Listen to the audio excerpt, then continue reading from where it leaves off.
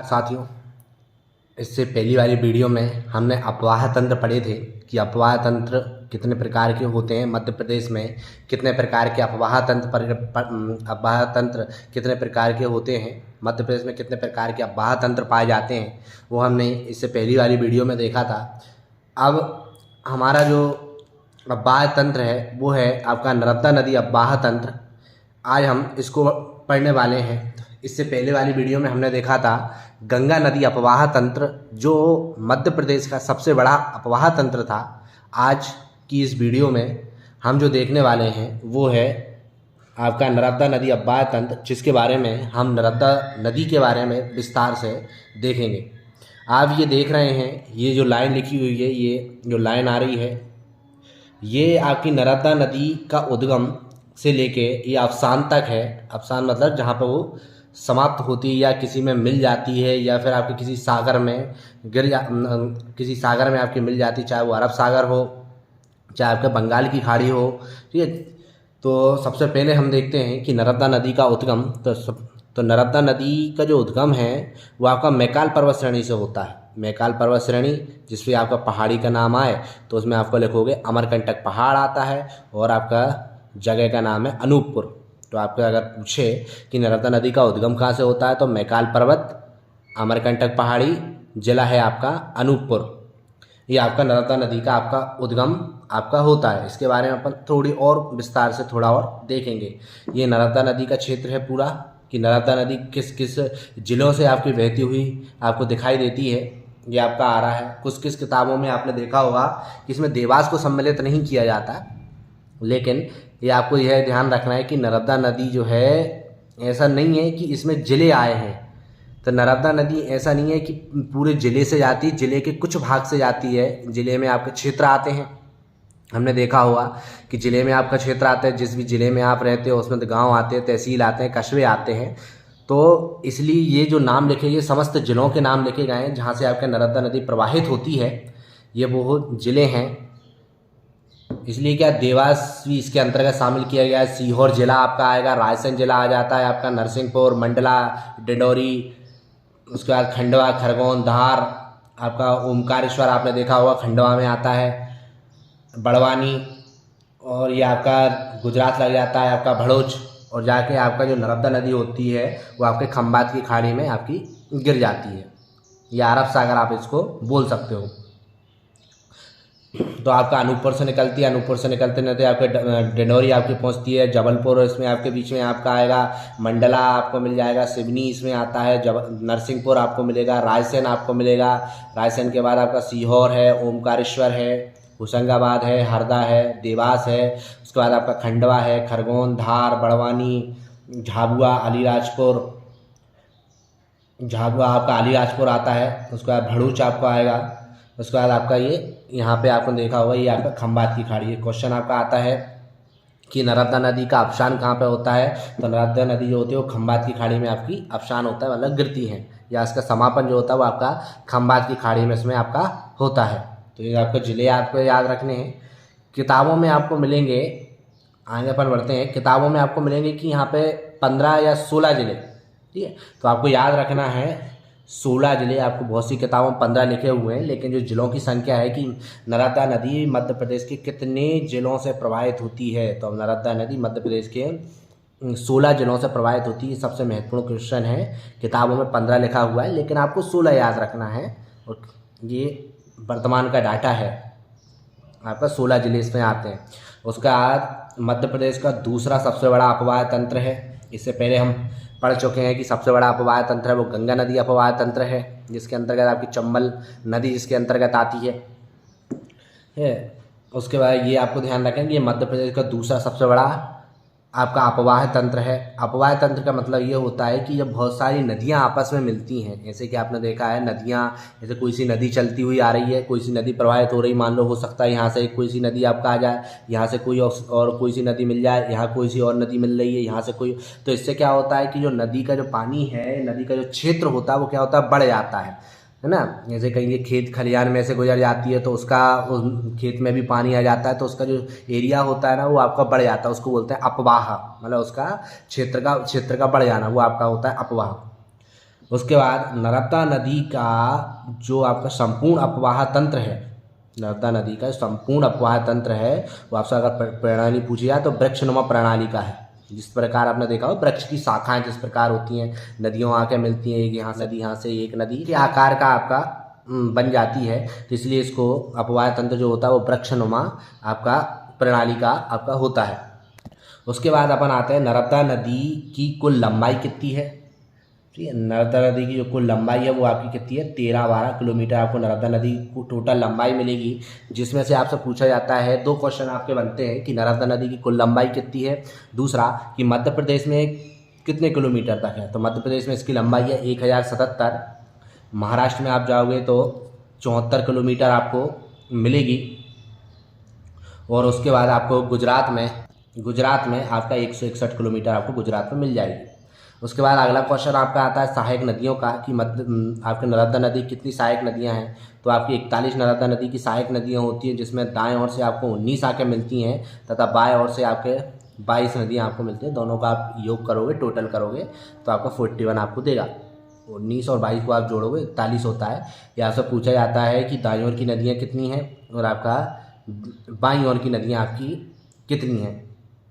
तो आपको एक 19 याद रखना है और आपका बाएं वाली आपकी है 22। अपवाह तंत्र में स्थान अपन बात कर ही चुके हैं कि मध्य प्रदेश का अपवाह तंत्र में कौन सा स्थान होता है, तो आपका दूसरा स्थान होता है। अगर आपका इसका अपवाह क्षेत्र पूछे तो अपवाह क्षेत्र आपका आ जाएगा 93,180 किलोमीटर स्क्वायर, 93,180 वर्ग किलोमीटर आपको बोल सकते हो या किलोमीटर स्क्वायर आप बोल सकते हो। इसका ये आपका दूसरे नंबर पे आपका अपवाह तंत्र इसके अंतर्गत आता है। अगली हेडिंग पे अपन आते हैं जिसमें लिखा हुआ है नर्मदा नदी का जो उल्लेख है वो सामवेद में। सामवेद आपने देखा होगा 4 वेद होते हैं, आपका ऋग्वेद होता है, सामवेद होता है, यजुर्वेद होता है और अथर्ववेद होता है। सामवेद मतलब संगीत से संबंधित जो वेद होता है वो आपका सामवेद होता है। सामवेद आपको मिलेगा, एक पुराण होता है जिसका नाम है स्कंद पुराण, इसके रेवा खंड, ठीक है, आपने अभी अब बताऊंगा। नर्मदा नदी का एक प्राचीन नाम आपका रेवा भी है, जो हमने इतिहास में पढ़ा है कि नर्मदा नदी का एक और नाम आपको क्या मिलता है। सबसे पहले जो नाम था नर्मदा जी का वो आपका रेवा ही था, बाद में उनका नाम आपका नर्मदा किया गया। ठीक है, नर्मदा नदी का उल्लेख आपको सामवेद में मिलेगा। उसके बाद आपका स्कंद पुराण में आपको रेवा खंड में आपका इसका लेखाखंड में वर्णन किया गया है।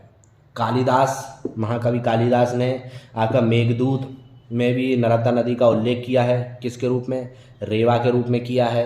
तथा रघुवंशम जो उनके द्वारा लिखे गए हैं, रघुवंशम में सोन प्रभावा नाम याद रखना है कि कालिदास ने मेघदूत में नर्मदा नदी का उल्लेख रेवा के रूप में किया है, एवं रघुवंशम में सोम प्रभावा के रूप में आपका इन्होंने वर्णन किया है। एक आपको ब्राह्मण मिलेगा जिसमें आपको जिसका नाम है आपका शतपथ ब्राह्मण। शतपथ ब्राह्मण में भी नर्मदा नदी को किसके नाम से, रैवोत्तर, तो रैवोत्तर के रूप में इनका भी उल्लेख आपको किया गया है। तो आपको सामवेद मिल गया, स्कंद पुराण मिल गया, इसमें रेवा खंड के रूप में नर्मदा नदी का उल्लेख किया गया है। साथ में आपका कालिदास ने मेघदूत में नर्मदा नदी का उल्लेख रेवा के रूप में किया है तथा रघुवंशम में सोन प्रभावा के रूप में किया है। शतपथ ब्राह्मण में आप जाओगे तो शतपथ ब्राह्मण में नर्मदा नदी को रेवोत्तर के रूप में आपका उल्लेखित किया है। उसके बाद आपने देखा होगा, आगे हम बढ़ते हैं, नर्मदा नदी के अंतर्गत जबलपुर, ठीक है, नर्मदा घाटी के अंतर्गत जबलपुर में आपको एक पहाड़ी मिलती है जिनका नाम है लम्हेटा। क्या नाम है, लम्हेटा। लम्हेटा की गुफाओं से राजा सौरस के कंकाल आपको मिले हैं।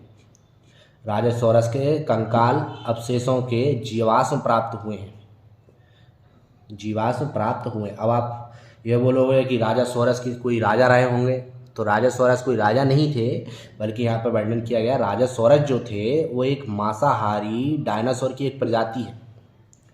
तो राजा सौरस क्या है, एक मांसाहारी डायनासोर की एक प्रजाति का नाम है राजा सौरस। तो राजा सौरस के कंकाल के जो जीवाश्म प्राप्त हुए हैं, आपको ध्यान रखना है कि लम्हेटा की पहाड़ी से मिले हैं और इसकी जो खोज की गई थी सन 1982-84 में श्री सुरेश श्रीवास्तव, ठीक है, श्री सुरेश श्रीवास्तव में सन 1982-84 में आपके राजा सौरस के कंकाल अवशेषों के जीवाश्म प्राप्त किए थे। और राजा सौरस कोई व्यक्ति का नाम नहीं है, अपितु राजा सौरस जो है वो मांसाहारी एक डायनासोर की आपकी प्रजाति है। उसके बाद हम आगे बढ़ते हैं। कुछ और जीवाश्म आपको मिले हैं नर्मदा नदी के अंतर्गत, जैसे कि एक डेट लिखी हुई है जिसका नाम है 13 अगस्त सन 2003। तो 13 अगस्त सन 2003 को गुजरात, क्योंकि नर्मदा नदी आपके गुजरात में जाती है, इसलिए गुजरात के एक जगह है जिसका नाम है महासागर जिला। ठीक है, गुजरात के महासागर जिले के राहौली या रयौली नाम याद रखिए, दोनों नाम आपको मिलते हैं, राहौली या फिर रयौली, जिसे देश का पहला डायनासोर म्यूजियम, आपका अगर आपसे पूछे थे कि भारत का पहला डायनासोर म्यूजियम कहाँ है, तो वो गुजरात के महिसागर जिले के राहौली या फिर रयौली नामक स्थान है। मतलब देश का पहला डायनासोर म्यूजियम आपकी बात की जाए तो गुजरात के महिसागर जिले के राहौली या फिर रयौली में वो स्थित है। उसके बाद अपन पढ़ा कि 13 अगस्त सन 2003 को गुजरात के महिसागर जिले के राहौली या रयौली नामक स्थान से नर्मदा घाटी क्षेत्र, हमने अभी देखा था कि नर्मदा नदी आपकी अरब सागर में गिरती है, तो अरब सागर आपका गुजरात, क्योंकि गुजरात में प्रवेश करती है नर्मदा नदी, इसलिए तो नर्मदा घाटी क्षेत्र में डायनासोर की एक नई प्रजाति के भी आपके जीवाश्म मिले हैं। ठीक है, तो आपको दो जहाँ जीवाश्म मिल गए, एक आपको राजा सौरस के जीवाश्म आपको मिल गए, एक आपको गुजरात के आप में जीवाश्म मिल गए, और एक आपका जो मध्य प्रदेश में बहुत ही पूछा जाता है जगह है आपकी सीहोर, जगह है आपका कौन सा, सीहोर जिला, सीहोर जिले की का एक जगह है जिसका नाम है हथनौरा। ठीक, क्या नाम है, हथनौरा। तो सीहोर जिले के हथनौरा से भारत में अब तक के सबसे प्राचीन, ये आपको ध्यान रखना है, सबसे प्राचीन मानव जीवाश्म के अवशेष आपको मिले हैं,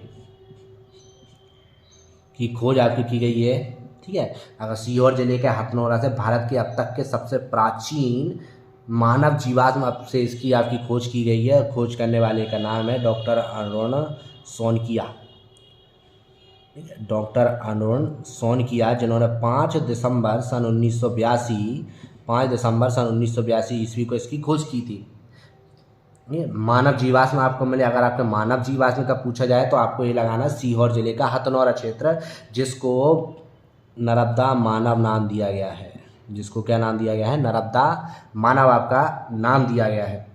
उस प्राप्त मानव कंकाल को क्या नाम दिया गया है, नर्मदा मानव नाम दिया गया है। तो सबसे अगर आपसे पूछे प्राचीन मानव जीवाश्म के साक्ष्य आपको कहाँ से मिलते हैं या अवशेष कहाँ से मिलते हैं, तो उसका स्थान जगह जाएगी आपको सीहोर। अगर खोजकर्ता की बात की जाए तो डॉक्टर अरुण सोनकिया वो खोजकर्ता थे। 5 दिसंबर सन 1982 को उन्होंने खोज की थी, और उस प्राप्त जो मानव कंकाल मिला है, उस प्राप्त मानव कंकाल को आपका नर्मदा मानव आपका नाम दिया गया। एक जगह और आपको मिलती है जिसका नाम है आपका होशंगाबाद। होशंगाबाद के अंतर्गत जगह जिसका नाम है आदमगढ़। ठीक है, होशंगाबाद के अंतर्गत जगह आती है आदमगढ़। आदमगढ़ शैलाश्रय से मानव के पशुपालक होने के भी आपको क्या मिले, साक्ष्य मिले हैं कि मानव जो है पशुओं को पालता था। इस बात के साथ आपके कहाँ से मिले हैं, होशंगाबाद से आपको इस बात के साक्ष्य मिलते हैं कि मानव जो था, मानव के पशुपालक होने के साथ पर है, मानव जो है वो पशुओं को पालता था। एक जगह आपको ऐसी मिलेगी जहाँ पर मनुष्य के साथ कुत्ते को दफनाए जाने के साक्ष्य आपको मिले हैं। तो अगर पहला पालक आपसे पशुपालक पूछा जाए तो उसका जवाब आएगा आपका कुत्ता। ठीक है, मानव के साथ आपने देखा होगा, आप जब इतिहास में हम पढ़ेंगे, मानव के साथ कुत्ते को दफनाए जाने के आपके साक्ष्य मिले हैं। तो इस बात से यह अंदाज़ा लगाया जाता है कि मानव के द्वारा जो सबसे पहला पशु जो था जिसको पाला गया था, उसका नाम था कुत्ता। ठीक है, कुत्ता वो पहला पशु है जिसको आपका पाला गया था। तो आपको ये पशुपालक याद रखना है, होशंगाबाद क्षेत्र आपको याद रखना है, होशंगाबाद का आदमगढ़ शैलाश्रय आपको याद रखना है। उसके बाद हमने नर्मदा मानव को पढ़ लिया। सीहोर का हथनौरा क्षेत्र आपका आता है, जिसमें आपके मानव जीवाश्म के साक्ष्य प्राप्त हुए हैं। अगर राजा सौरस पूछे कि राजा सौरस कौन थे, तो राजा सौरस जो है वो मांसाहारी एक डायनासोर की एक प्रजाति है जिसका नाम है राजा सौरस। अगले हम उस पर आते हैं। अगर आपको उद्गम थोड़ा और अच्छे से देखना हो तो उद्गम क्या आता है आपका, सबसे पहले तो हमने देखा था कौन सी श्रेणी है, तो मैकाल पर्वत श्रेणी है। आपका जिला पूछे तो आपको अनूपपुर जिला याद होना चाहिए कि अनूपपुर जिला आपका लगता है। अगर आपसे तहसील पूछे तो पुष्पराजगढ़ तहसील, ये किसी किताब में आपको नहीं मिलेगा, ये सिर्फ हमारे चैनल पे हमारी वीडियो में ही ये आपको ऐसी ऐसी चीज़ मिलेंगी जो आपको किसी किताब में नहीं मिलेंगी। तो आपका पर्वत श्रेणी पूछे तो आपका मैकाल पर्वत श्रेणी है। जिला आपसे पूछे तो आपका अनूपपुर जिला आएगा। आपका तहसील पूछे तो भाई तहसील का नाम क्या, पुष्पराजगढ़। हम इससे भी संतुष्ट नहीं हैं, हमें पहाड़ी जाननी है कि पहाड़ी कौन सी थी, तो पहाड़ी आपकी कौन सी जाएगी, अमरकंटक की पहाड़ी। हम इससे भी संतुष्ट नहीं है और आगे बताओ अमरकंटक पहाड़ी में कहाँ, तो अमरकंटक पहाड़ी में एक जगह है जिसका नाम है माई की बगिया। माई की बगिया, हम इससे भी संतुष्ट नहीं हुए भाई माई की बगिया। और आगे बताओ कि माई की बगिया में कहाँ, तो एक कुंड है जिसका नाम है सरस्वती सरोवर। इसके आगे नहीं है, सरस्वती सरोवर। तो यहाँ से आपका नर्मदा नदी का उद्गम आपका होता है। आप पर्वत श्रेणी की बात की जाए तो मैकाल पर्वत श्रेणी, मैकाल पर्वत श्रेणी के बाद आपका जिला पूछा जाए तो अनूपपुर जिला। अगर आप तहसील पूछी जाए तो पुष्पराजगढ़ तहसील आपको मिलेगी। पहाड़ी पूछे तो अमरकंटक की पहाड़ी। अगर आपकी और भी अमरकंटक पहाड़ी में कहाँ, तो माई की बगिया से। और माई की बगिया में कहाँ, तो सरस्वती सरोवर से आपका नर्मदा नदी का आपका उद्गम होता है। आगे अपन आते हैं अवसान पे, मतलब समाप्ति। तो पूर्वोत्तर भारत की जो नदी है वो है आपकी नर्मदा। और नर्मदा नदी की आपकी दिशा पूछी जाती है, नर्मदा नदी किस ओर प्रवाहित होती है, तो नर्मदा नदी पूर्व से लेकर पश्चिम की ओर प्रवाहित होती है। इससे पहले हमने जब स्टार्टिंग की थी तो मैंने आपको डायग्राम बताया था कि किस तरीके से वो आपका फ्लो होती है। आपने देखा था अनूपपुर से आपकी निकलती जा रही है और आपके अरब सागर या फिर आपका अरब सागर या आपका खंबात की खाड़ी में आपका जाकर गिर जाती है। ये लिखा है कि पूर्व एवं पश्चिम की ओर भ्रंश घाटी से बहते हुए गुजरात में जगह है आपकी भड़ुच। गुजरात में जगह है आपकी भड़ुच के भड़ुच नामक स्थान के समीप कैम्बे या फिर खंबात की खाड़ी या फिर आपका अरब सागर, तीनों कैम्बे या फिर खंबात की खाड़ी या फिर अरब सागर में मिल जाती है। और आपसे एक बहुत ही फेमस क्वेश्चन आपसे पूछा जाता है कि नर्मदा नदी क्या डेल्टा का निर्माण करती है, तो आपका उत्तर होगा नहीं, क्योंकि नर्मदा नदी डेल्टा का निर्माण ना करके आपका एस्चुरी या फिर ज्वारन या फिर आपका ज्वार नदमुख, या जिसको इंग्लिश में एस्चुरी बोला जाता है, का निर्माण आपके करती है। और आपको जब कभी आप नर्मदा नदी को, जब आप कभी मैप में आप देखो नर्मदा नदी को, एक जगह आपका आता है मंडला, आपने नाम सुना है, मंडला जिला। मंडला जिले को नर्मदा नदी ने कुंडली आकार में घेरे रखा है। अगर आप देखोगे जिस प्रकार एक कुंडली होती है ऐसी, तो मंडला जिले को नर्मदा नदी ने आप कुंडली आकार में घेरा। क्वेश्चन आपका आता है कि किस जिले को नर्मदा नदी ने कुंडली आकार में घेर रखा है, तो उसका उत्तर आपका जाता है मंडला जिला। जब आप 3D मैप में नर्मदा नदी को देखोगे और उसमें जो मंडला आएगा तो आपको ये दिखाई देगा कि हाँ ये कुंडली आकार, जिस प्रकार कुंडली आकार होता है ना कुंडली, उसी प्रकार आपका ये मंडला जिले को नर्मदा नदी ने घेर रखा है इसलिए, तथा मंडला को प्रायद्वीपीय जिला कहा जाता है। ये बहुत महत्वपूर्ण फैक्ट है कि आपका मंडला को प्रायद्वीपीय जिला भी कहा जाता है। आगे हम बढ़ते हैं कि नर्मदा नदी जो है वो मध्य प्रदेश की सबसे पहली बात तो सबसे बड़ी नदी है। ठीक है, नर्मदा नदी जो है वो मध्य प्रदेश की सबसे बड़ी नदी है और भारत की कौन सी, 5वीं, भारत में कौन सा स्थान आता है इसका, भारत में आपका 5वां स्थान आता है कि भारत में ये 5वीं सबसे बड़ी नदी है। तो आपसे क्वेश्चन पूछा जाता है कि नर्मदा नदी भारत की कितने नंबर पे आती है, कौन सी नदी है, तो भारत की 5वीं सबसे बड़ी नदी है आपकी नर्मदा नदी। आपका गंगा नदी आती है, आपकी यमुना नदी आती है, गोदावरी नदी आती है, कावेरी नदी आती है, नर्मदा नदी आती है। और सबसे महत्वपूर्ण प्रायद्वीपीय भारत की कौन से नंबर पे, प्रायद्वीपीय भारत की 3री सबसे बड़ी नदी है आपकी जो नर्मदा नदी है, वो प्रायद्वीपीय भारत की 3री सबसे बड़ी नदी है। आपको गोदावरी इसमें आपको मिलेगी प्रायद्वीपीय भारत में, उसके बाद आपका कावेरी आपको मिलेगी, उसके बाद किसका स्थान आता है, नर्मदा नदी का आपका स्थान आता है कि 3री ये सबसे बड़ी नदी है। अगर इसमें तो आपके 3 क्वेश्चन बनते हैं कि मध्य प्रदेश की सबसे बड़ी नदी कौन सी है, आपको नर्मदा, भारत की 5वीं सबसे बड़ी नदी कौन सी है, तो आपका नर्मदा, और प्रायद्वीपीय भारत की सबसे बड़ी नदी, 3री सबसे बड़ी नदी, तो आपका आएगा नर्मदा। अब हमने नर्मदा तो इतना जान लिया नर्मदा नदी के बारे में। अब हम आते हैं कि नर्मदा नदी के प्राचीन नाम क्या थे और इसके अन्य नाम आपको क्या क्या आपको मिलते हैं। नर्मदा नदी का नाम आपको मैकल सुता, ये आपका नर्मदा नदी का प्राचीन नाम है। रेवा, ठीक है, साखरी, साखरी के बाद संकरी, ठीक है, नीबुद्धा, नीबुद्धा के बाद कुंवारी, कावेरी।